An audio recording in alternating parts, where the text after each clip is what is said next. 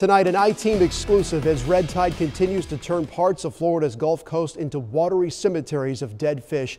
We obtained emails out of the state's top tourism leaders for reacting too slowly. Katie Legrone live tonight with those emails and the outrage from business owners. Katie. Paul, here on Madeira Beach, you certainly don't have to look very far to see the genesis for that outrage. Check out this intercoastal waterway. All sorts of dead sea life floating on the surface of the water. It's a fast path to disaster for the state tourism industry. Tonight, the question, did state tourism leaders respond quick enough?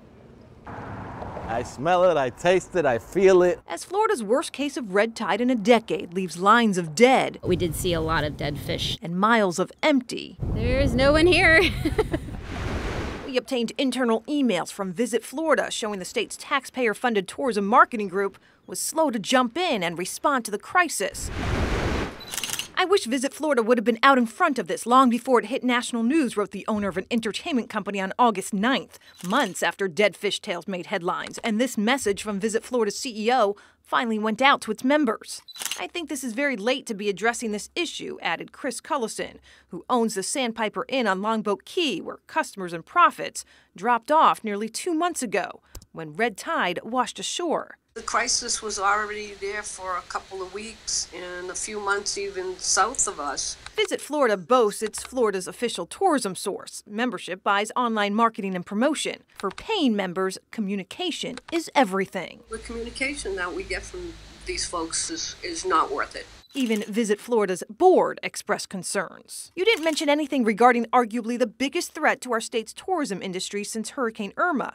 Red tide, a board member wrote to Visit Florida's CEO on August 3rd. Have you put out a statement on red tide, wrote another. Nope, the CEO responds, adding plans for a conference call and crisis plan. Please do, but you have to admit that will be late to the game. They are in it already, wrote back board member Marianne Ferentz, a Tampa restaurant owner. That was simply me getting up to speed. Seems to suggest that the communication wasn't, I guess, occurring. Am I misinterpreting this? No, I think that the communication was occurring to the people that were affected. The communication may not have been, going out to the entire board or the entire industry. Should it?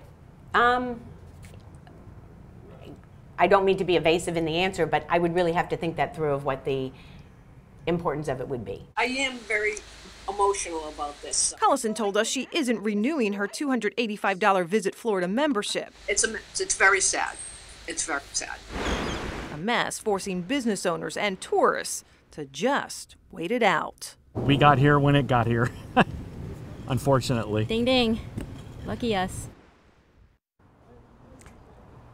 And Visit Florida says any suggestion it waited to respond to red tide is 100% false. The group is now hosting bi-weekly calls with businesses in impacted areas and offering some of them money. Live in Madeira Beach, I'm I-Team investigator Katie Legrone taking action for you.